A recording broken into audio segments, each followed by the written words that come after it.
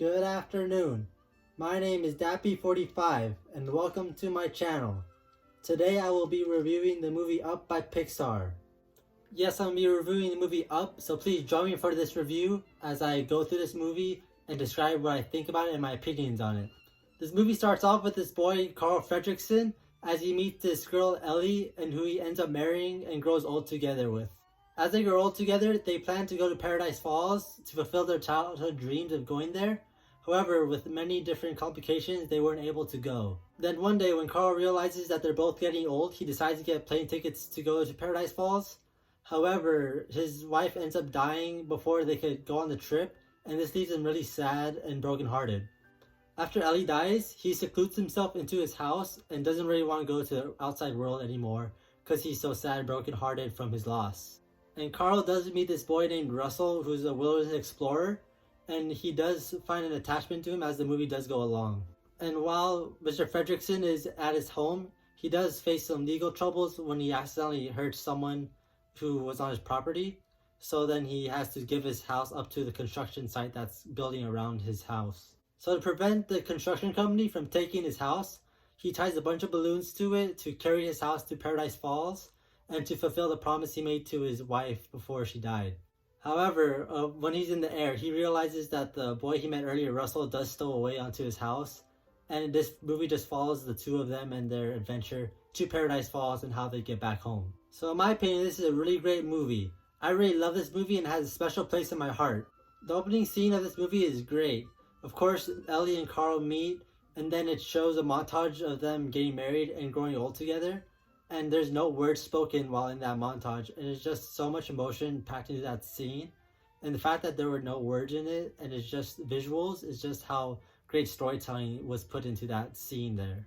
And while most of the movie is pretty sad, it's such a great story. It does have some funny moments, and it's just a really great storytelling. I really love it so much.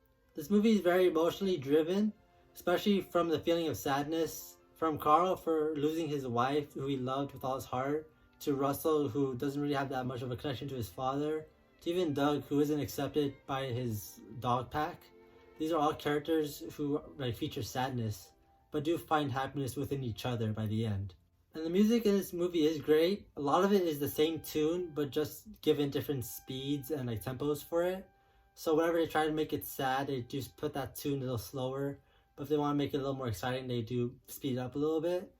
And while it might sound like it may get old and a little boring, it does actually add a lot to the story because it's such a great tune and it works really well with this movie.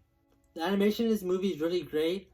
Of course, there's not really that many animation feats that are made in this movie, like how there was in Coco, where they had the Land of the Dead all colorful and such. The biggest feat would probably be the house with all the balloons. The amount of balloons that they had to put was pretty impressive. And something that I really liked are the characters of Carl, Russell, Kevin, and Doug.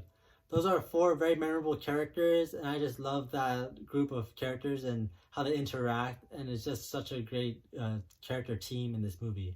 While talking about this movie to other people, what a lot of people do have a problem with it is that it is really slow, which I do agree it is slow, but it does work for this movie. Because for other movies it doesn't really work, but for this movie, since it's more kind of supposed to be based on more real life situations, it is understandable why it's slow at certain points. Of course, it's not really believable when the house is flying or with the prehistoric bird that they meet, but other than that, it's supposed to be kind of more realistically based on these problems that these people are facing.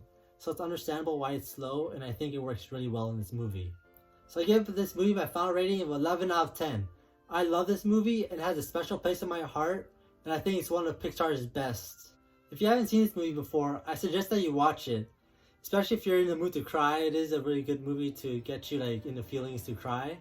But even if you just want to watch a great movie, you should watch this one. Now, I do remember when I did say I want to pick 5 movies that would get a 10 out of 10 rating. For this movie, I did make the exception to give it an 11 out of 10, but it's still considered under those 5 that are given that high status. So that means this is the 3rd movie to get the top 5 ranking for my favorite movies in the Pixar series. So now I'm going to be picking the next movie from the cup.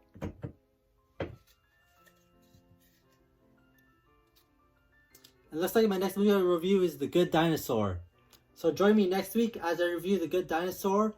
Please like, subscribe, and comment. Let me know what you want to see on my channel. And remember, adventure is out there.